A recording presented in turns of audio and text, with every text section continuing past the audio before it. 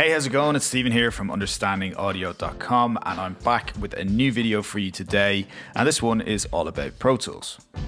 Now, the first thing I want to say is that it doesn't matter if you're on Pro Tools, you use Pro Tools as your DAW or not, you will get something out of this video.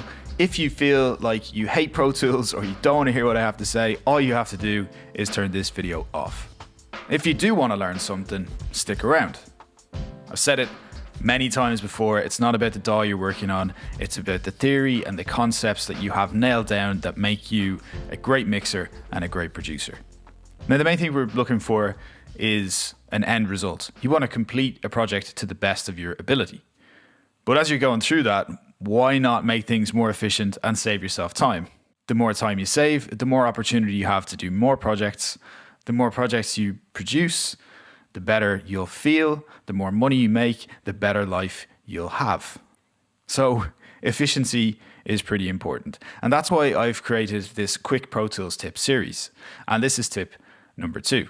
This tip is all about renaming your tracks as fast as possible so that I can save you time and increase your efficiency. Now try and say quick Pro Tools tips 10 times in a row as fast as you can. So again, this is not about being a Pro Tools ninja for the sake of it or any of that crap or anything to do with being a ninja in any DAW. This is all about improving efficiency to make yourself a better musician, engineer, and producer. So as you can see, this is a completely blank session. And the first thing you want to do is get some audio in. So I'll import some audio. That's Command, Shift, and I. That's the shortcut that you need. And in my session folder, I've got some stems. Now, as you can see, they're labeled audio 1 through 7. Not the most descriptive names in the world, but let's take them in anyway. Now, that's not how I usually do things. I've done this intentionally. Don't scream your head off. So I'll import this audio into the audio files folder, processing all those lovely digits. And we want to take them in individually on new tracks. And there we go. So as already mentioned, these tracks are named horribly. If somebody sends you stems or you make stems like this where you just have them labeled audio 1, audio 2, etc., I don't know what to tell you. You're fighting a horrible uphill battle straight away. So just don't name your tracks this way. It doesn't make any sense. But if you do take stems in and they're labeled this way, or you've done it to yourself, which is even worse, you need to figure out what each of these stems are and label them appropriately. So the first thing you want to do is figure out what each of these tracks are. So just solo each one, Shift and S to solo, or you can click over here, Shift and S.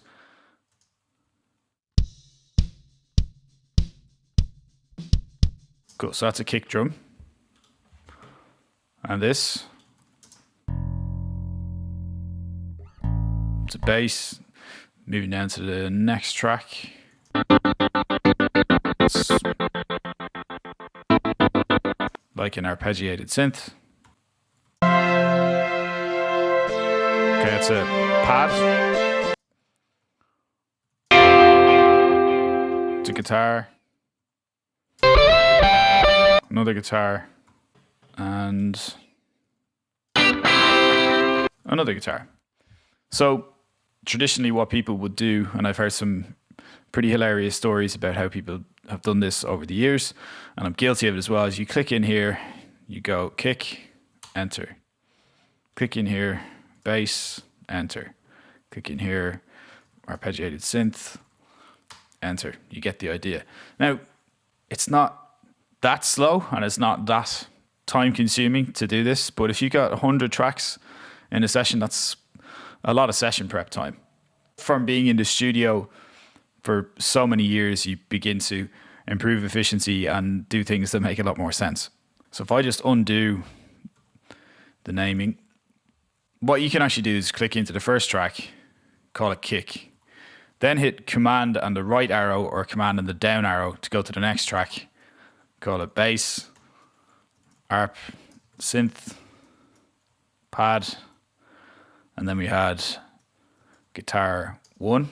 And what you can do when you've got multiple instruments in the same sort of group, like the guitars here, is Command A, Command C, next, Command V, guitar 2, next, guitar 3, and you're done.